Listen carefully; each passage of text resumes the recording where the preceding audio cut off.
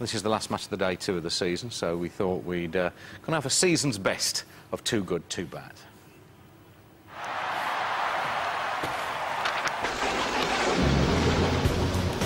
Starting with a bit of defensive incompetence, which we always like. What we don't like is this. Absolute flagrant dive, and then to claim a penalty, horrendous. A bit of the same going on from Pedersen, who jumps a shadow here too. And this season there was so much about it, even the refs were getting involved.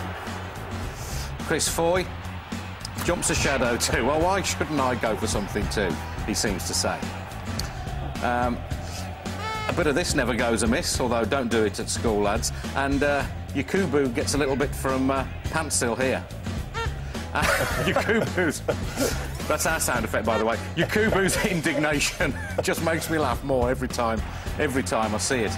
Basic Instinct came to mind here, for reasons that I won't explain. Luckily, a programme is thrust in the way of her unbroadcastables.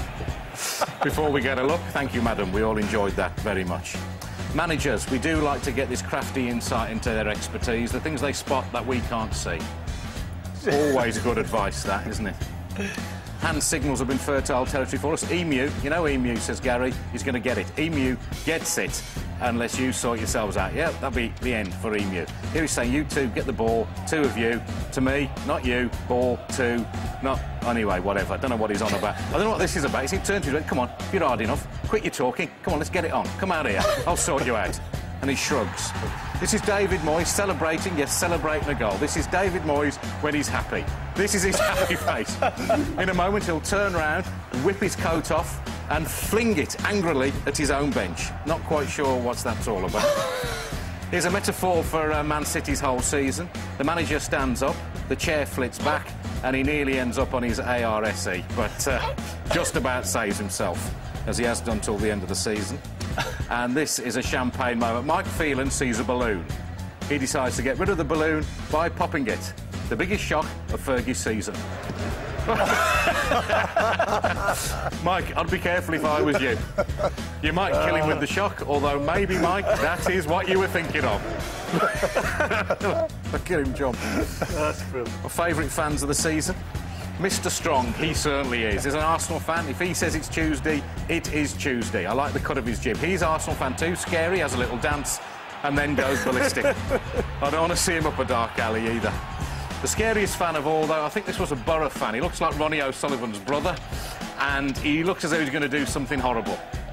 He does do something horrible. He shows us his man boobs.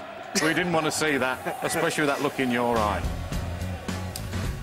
It was the moment I knew back in August West Brom's season was going to work out. When even the ball boys can't stay on their feet, you know you're going to have trouble staying in the Premier League. Up she goes. There was a bit of the Devon Lock about that, jumping a shadow. And here we see Scott Carson doing what most West Brom fans will do when they look back at the season. Jump in horror. I don't know what he saw, but it's what we all feel when we look back on this year. Horrendous stuff. And finally, we don't want to see this. It's mascot abuse in the light of day at Stoke. Just quite disgusting. I can't believe we're showing it again, even if he is only pulling his tail out. Gentlemen, thank you very much. That's it for Match of the Day 2 this season. Gary will be here with Match of the Day next Sunday on BBC One. If you've still got something to worry about this season, be it a cup, relegation, playoff, whatever, my thoughts are with you.